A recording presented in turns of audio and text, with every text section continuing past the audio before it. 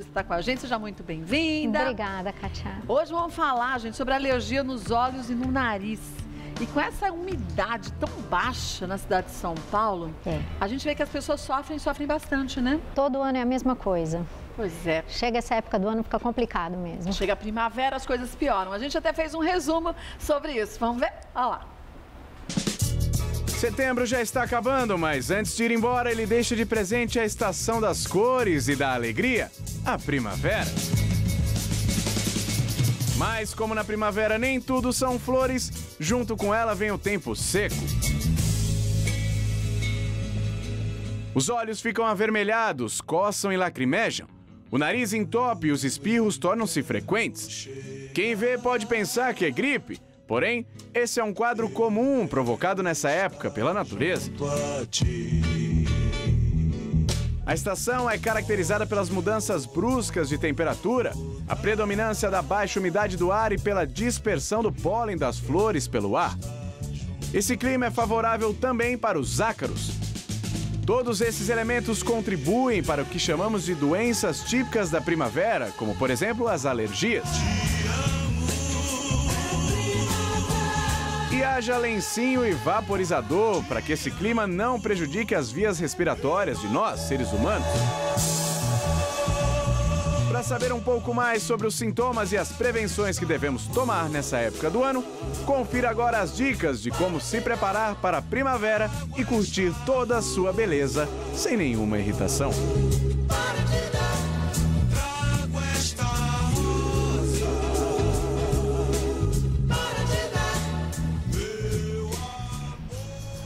E olha que a gente comentava aqui, enquanto a gente assistia aqui, essa introdução, o quanto que a gente vê na cidade de São Paulo, principalmente com a cidade que a gente vive, aquela quantidade de poluentes absurdas, né? É só abrir a janela, a gente vê como se fosse uma nuvem, assim, uma capa preta, né? Você fala, meu Deus, eu consigo enxergar o ar que eu respiro.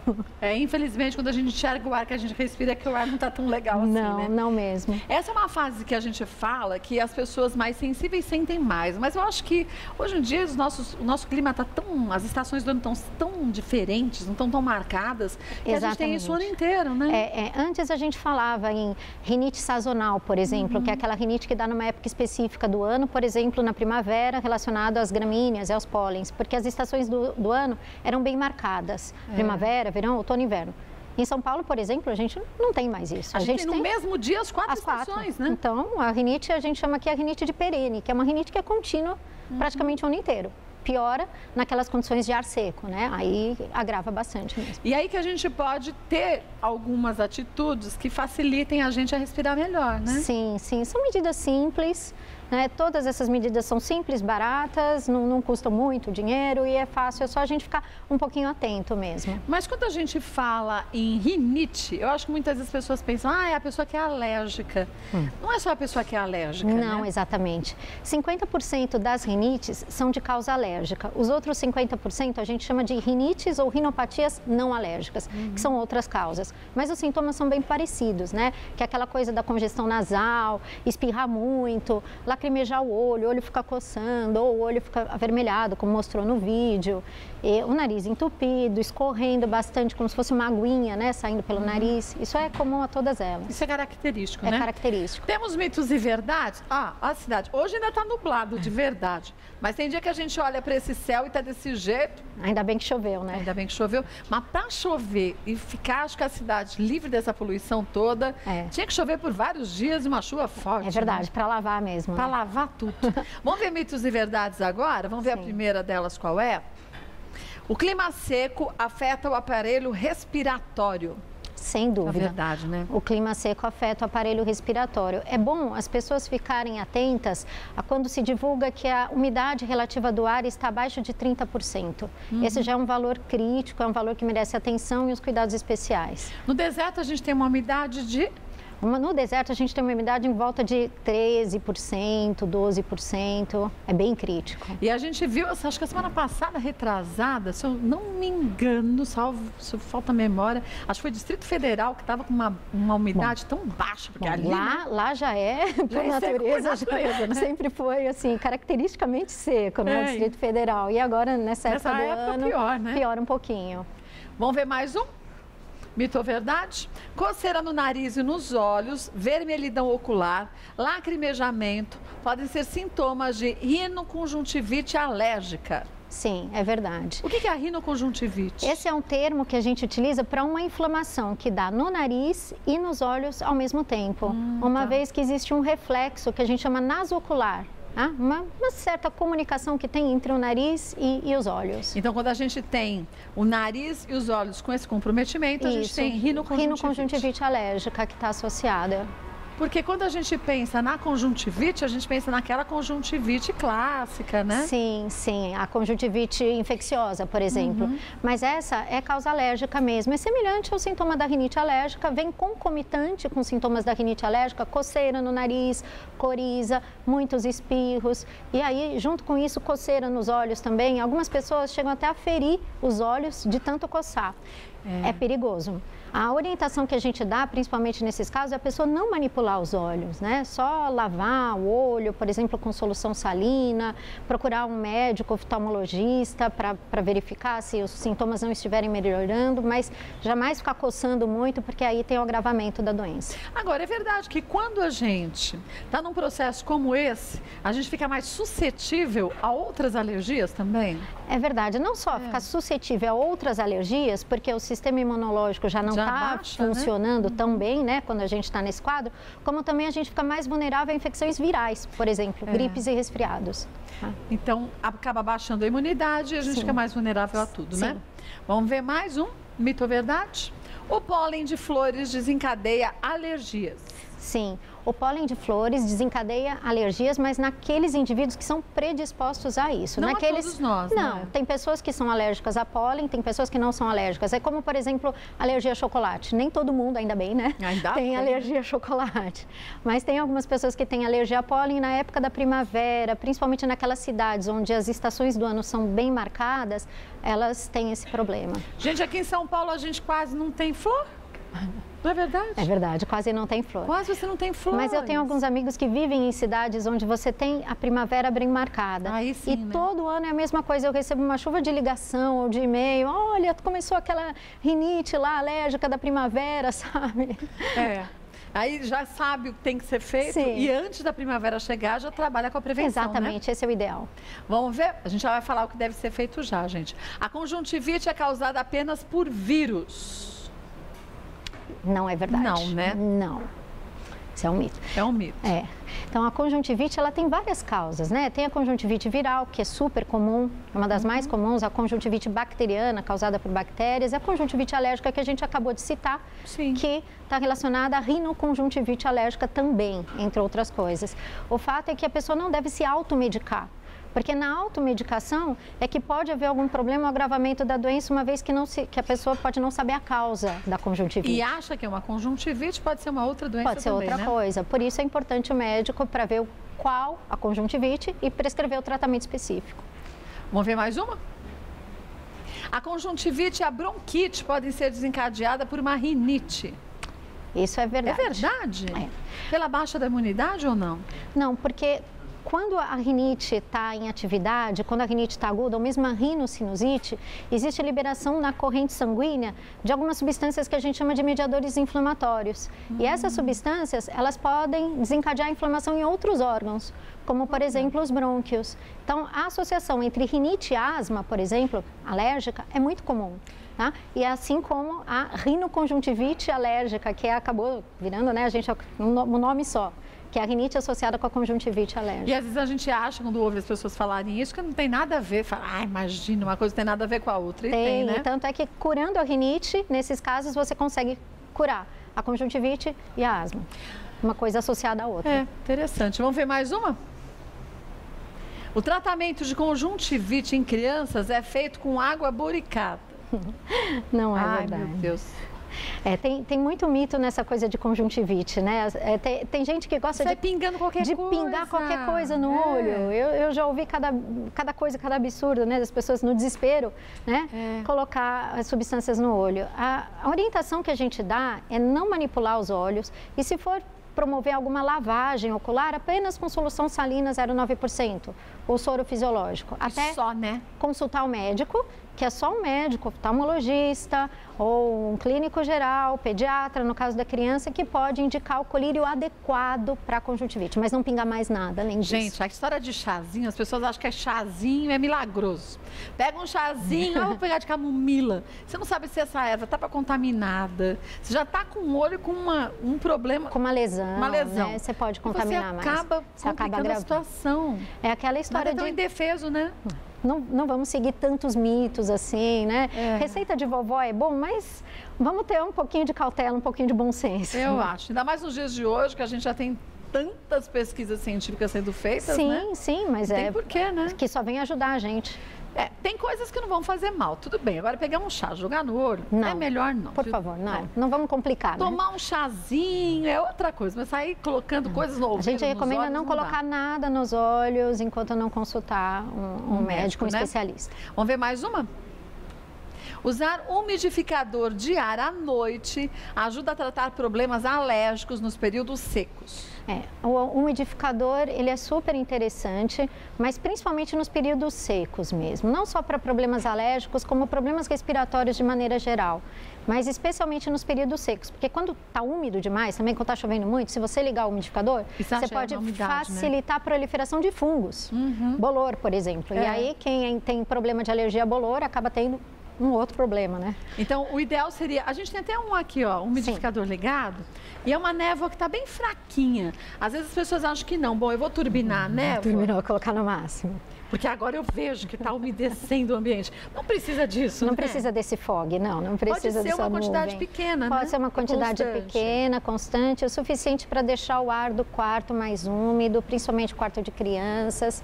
E tem vários modelos, tipos de umidificadores, não precisa ser nenhum super, assim. A ideia é usar nos períodos secos. Então, ficar atento às reportagens, às notícias que órgãos, entidades publicam sobre o grau de umidade relativa do ar e utilizar esse dispositivo é muito interessante. Ou percebeu que faz tempo que não chove, gente, já coloca, né? Quem não puder ter um umidificador, ok, uma bacia de água ou um balde d'água no quarto funciona da mesma forma. Toalha umedecida. Toalha umedecida que você pendura na janela, método barato, praticamente de graça. Sim, é verdade. Funciona da mesma forma nos períodos secos. Aquelas histórias de você colocar uma água quente, uma toalha na cabeça e respirar, eu acho perigoso, porque pode bater e causar uma queimadura séria, né? É perigoso, sim. O vapor quente causa queimaduras, principalmente em crianças, né? Então, isso aí era feito para substituir o inalador, sabe? Inalador, aquele aparelhinho que a gente coloca, mas é melhor o inalador, né? Que aí você coloca a dose certa do soro, conforme a receita que o médico prescreveu e tudo mais. Se não foi ao médico, só soro fisiológico mesmo, Só. Que deve ser guardado, gente, na geladeira. Isso aqui tem validade. Você acha que é água? Fala assim, é água, é sorinho. Abriu, tem um tempo certo para você manter na geladeira. Fora da geladeira, ele estraga e se contamina.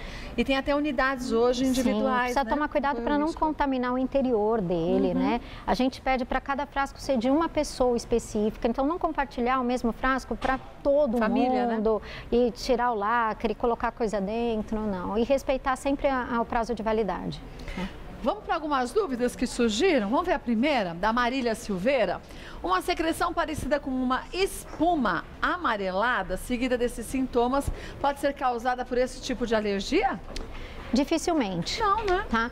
Não, porque a alergia, quando é só alergia, a secreção que sai pelo nariz e mesmo pelos olhos é uma secreção clarinha, como água mesmo. Transparente, né? Transparente, isso. Se é amarelada, pode ser uma sinusite. Se é amarelada, ela pode estar com uma rinocinusite decorrente até começou com um problema alérgico e depois evoluiu para uma infecção bacteriana. Pode ser. Mas é só o médico, o otorrinolaringologista que vai ver que de fato é. Claro, sem sombra de dúvida. Procure o médico, tá, Marília? Um beijo para você. Vamos ver mais uma?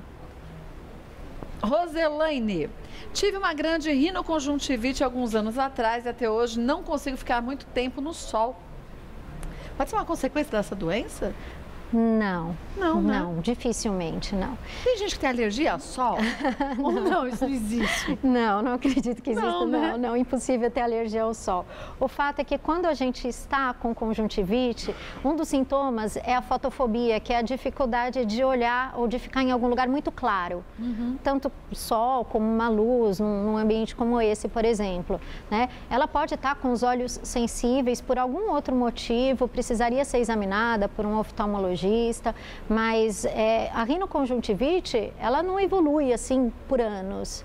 Ela é curada completamente, a não ser quando deixa alguma sequela, quando não é bem tratada.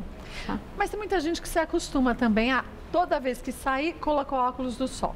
Quando você tira o óculos do sol, principalmente óculos de sol mais com a lente mais escura, você fica mais fotossensível, né? Fica mais fotossensível, sem sombra de dúvida. E tem outras coisas que dão fotossensibilidade, como por exemplo enxaqueca. É verdade. Né? Então teria que ver no caso dela qual que se encaixa melhor. Pode ser uma enxaqueca, uma sequela de uma rinoconjuntivite que não foi bem tratada, que é difícil de acontecer, mas tem que ir no médico. Sim, teria que ir no médico. Um beijo, Roselaine. Vai no médico, no otorrino, hein?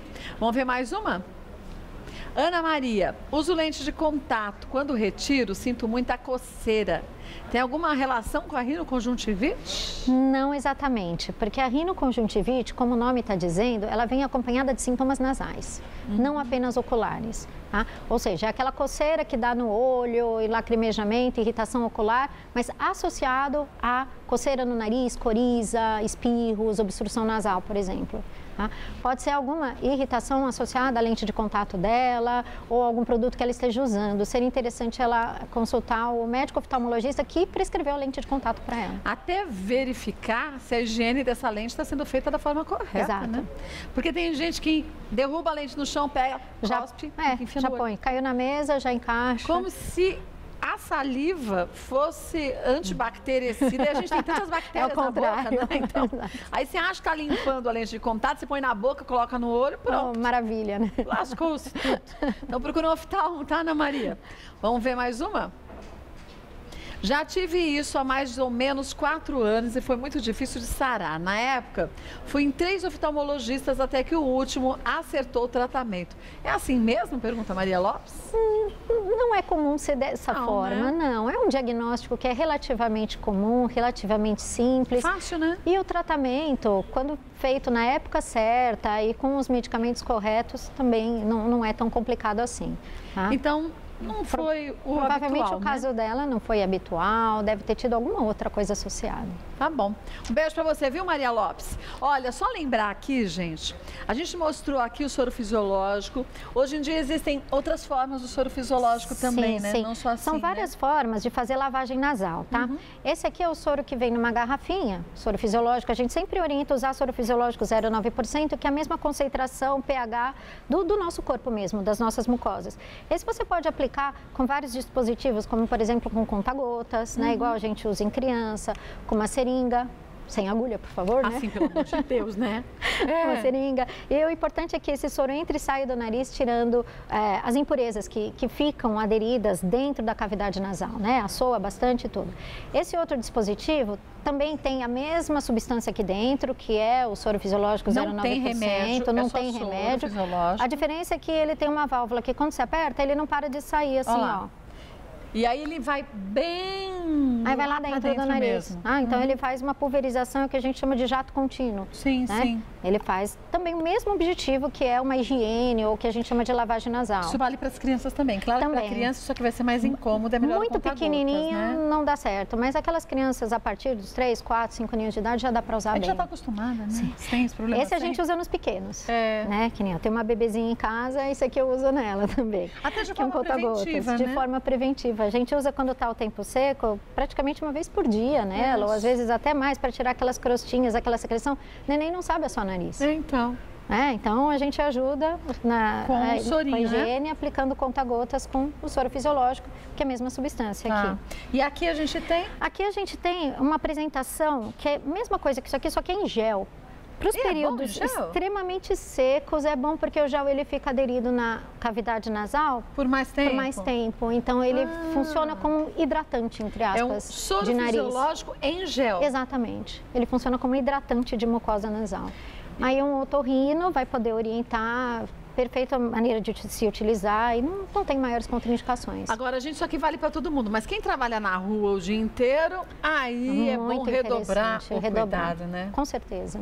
Porque se a gente que não trabalha na rua o dia inteiro, quando a gente eu só entro e saio rapidinho, a gente já começa a sentir, quem tem essas coisas, né? Irritação, sinusite, a testa incha, parece que você chorou a noite inteira, é sinal que lá pra dentro a situação já não tá legal, né? Com certeza, né? Ainda bem que a gente tem esses sintomas. Ainda bem que a gente repara, né? Serve como um alerta, olha, cuida do seu corpo, né? Cuida do seu nariz. É um alerta do corpo, mas um alerta maior que a gente passa a você para você não se automedicar, porque isso é a pior viagem que existe. A gente pode achar, a não ser com soro fisiológico, essas coisas que são Sim, medidas caseiras, preventivas, umidificador, a bacia no Agora, quarto. remédio nunca. Não, por remédio... mais bobinho que pareça ser, né? Nenhum remédio é tão bobinho assim. Não, né? seria remédio, seria balinha, né? Exato.